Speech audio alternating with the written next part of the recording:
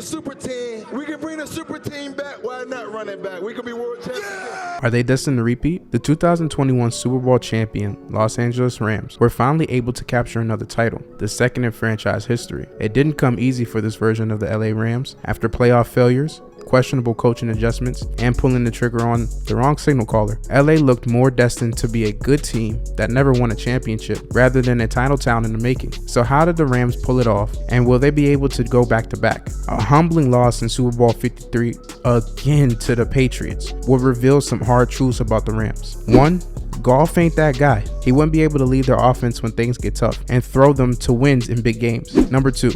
Todd Gurley was high-key or low-key losing a step and being misused during his decline. Number 3, Sean McVay and his offense could be figured out. The Rams and McVay would return only to miss the playoffs, and in the 2020 season have the lingering sting of loss felt again, this time in the divisional round by the hands of the Green Bay Packers. The Rams were on the cusp of tasting the glory of old, but needed to complete one final transaction to finally quench their thirst. It's Super Bowl or bust. The Rams and Sean McVay had to make a move that would ensure the title odds be in their favor. Shock the league with one transaction to lay siege on the NFC and any AFC foe. On March 18th, 2021, the Rams made that very move, trading former 2016 number 1 overall pick Jared Goff and back-to-back first-round draft picks to the Detroit Lions in exchange for one Matthew Stafford. Stafford was viewed around the league as a true talent at the position, but he just didn't have the right infrastructure around him in Detroit to prove he was a winner and a franchise quarterback. Even the more cynical pundits would view Stafford as an upgrade, at least from Goff, with more arm talent, and he could make those off-the-script plays that McVay needed in his offense but couldn't always foresee. Stafford would just need to prove LA, but more importantly McVay, was right about taking this opportunity to change the course of franchise history. The LA Rams, led by a more seasoned McVay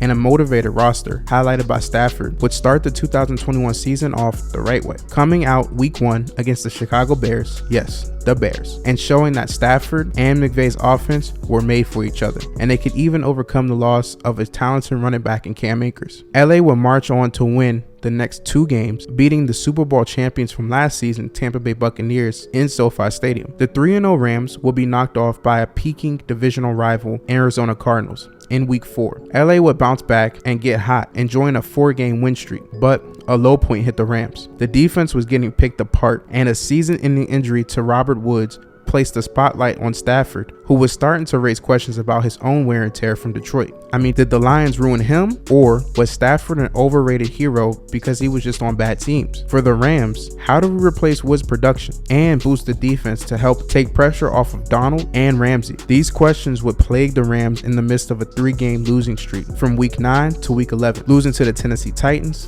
Green Bay Packers, and divisional rival San Francisco 49ers. These losses would bring into question if the team was a legit Super Bowl contender, since these opponents were playoff teams and title contenders in their own right. The Rams needed a jolt on both sides of the ball to overcome the deficiencies teams were starting to exploit. On November 2nd, 2021, the Rams traded with the Denver Broncos and grabbed former Super Bowl 50 MVP Von Miller. Then on November 11th, 2021, signed cast-off free agent star wide receiver Odell Beckham Jr., who recently got cut by the Cleveland Browns. Both Miller and Beckham Jr. would need to gel with the team and learn the playbook quickly to start making considerable contributions sooner rather than later. Of course, mid-season or late-season additions take time to get acclimated for both the athlete and the team, but even with the growing pains and uncertainty about how much 2 players, both reaching the end of their primes, could help a legitimate title contender, the Rams still had hope and stuck together. The reward for making such bold moves was proven to work for the Rams. Another 5-game win streak helped ease concerns for now, but an overtime loss to end the regular season against the 49ers again raised issues about the team. Can they beat good teams in the playoffs, especially the 49ers, who at this point had beaten them 6 times straight? And McVay's record against Kyle Shanahan was 3-7 since they both became head coaches in 2017. Worse, without the number 1 seed, could the Rams survive the NFC playoffs, maybe on the road? The Rams finished the regular season 12-5, ranked 8th in total offense, 15 13 in total defense. The plan was simple for success for the Rams. They would put the ball in the hands of Triple Crown winner Cooper Kupp in different spots on the field and let him go to work, with Tyler Higbee, Van Jefferson, Odell Beckham Jr. being able to feast with less attention being drawn their way. On defense, hit people in the mouth, let the offense get the lead, and then Aaron Donald, Leonard Floyd, and Von Miller can attack the other team's offense, specifically the quarterback, since they had to throw to get back into the game. Lastly, let Ramsey travel with the team's best wide receiver. He was brought in to be a shutdown corner, so let him, and take their best wide receiver out the game. With a now healthy Cam Akers, who was able to provide a needed boost in the run game, and a favorable matchup against a spiraling rival Arizona Cardinals, the Rams were able to dominate the first round of the playoffs and now take on the Bucks, but this time they had to go down to Tampa Bay. Emotions ran high for the Rams in that game that they had in hand, but heading into the half, the Rams had a chance to go up 3 scores and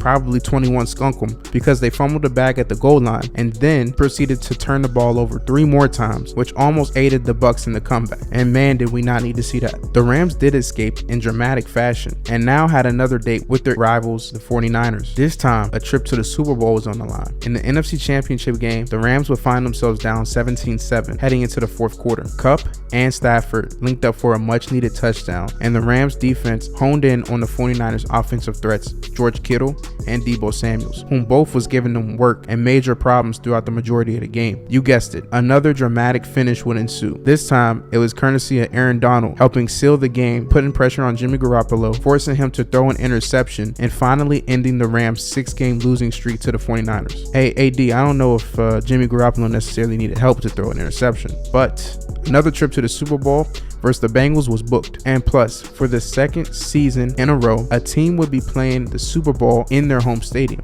A Super Bowl at the crib, sign the Rams up. Things were going well for the Rams, and the defense was keeping Jamar Chase, Joe Mixon, and Joe Burrow off the scoreboard. Stafford and Odell had the offense cooking, and a touchdown to Cooper Kupp early in the second quarter had the Rams up 13-3. The Bengals wouldn't go away that easy though. Even if the Rams were able to slow down star wide receiver Jamar Chase, his running mate T. Higgins, and running back Joe Mixon were still showing up for Burrow and the Bengals. Higgins was scored twice, once late in the second quarter, and on the first play of the third quarter, it was a push-off. The Rams were in for a fight, and if they wanted that championship, they was going to have to take it. Unfortunately, they would lose another piece. Odell Beckham Jr., the star of the game to that point, and potentially MVP, went down with a knee injury, and the Rams were running out of answers and time. The defense stepped up and, led by their pass rush, gave the offense, and more importantly McVay, time to adjust and get Cooper Kupp the ball. Once again, the Rams had a flair for the dramatic, and Stafford made sure to provide, linking up once again with the guy, Cooper Kupp, for a touchdown with 1 minute and 43 seconds left in the game. The defense was harassing Burrow all day, totaling 7 sacks for the game. The Rams just needed one more drive to shut the door on a comeback and deliver LA a Super Bowl title. This is what they did. Aaron Donald flashing, stopping the run, and forcing 2 critical incompletions. The Rams finally got back to the mountaintop. After 22 years, the Rams were champions again. Just like the 1999 team, this version of the Rams finally validated everything they did to get to this point. Remember, forget them picks. The LA Rams were heading to the 2022 offseason, having to break bread with almost everyone that mattered. Head coach Sean McVay, Aaron Donald, Matthew Stafford, Cooper Kupp, and then also having to make some tough roster decisions. Parting ways with Robert Woods and Darius Williams, but adding former All-Pro Mike linebacker Bobby Wagner and replacing Woods with Allen Robinson. The Rams placed themselves back into position to repeat, which of course no team has done since, you guessed it, the 03-04 New England Patriots. With questions about Stafford's arm tendonitis, which limited his throwing in the offseason and training camp, plus losing pieces on the defense such as Von Miller, Darius Williams, and Sebastian Joseph Day. Not to mention they haven't re-signed Odell Beckham, but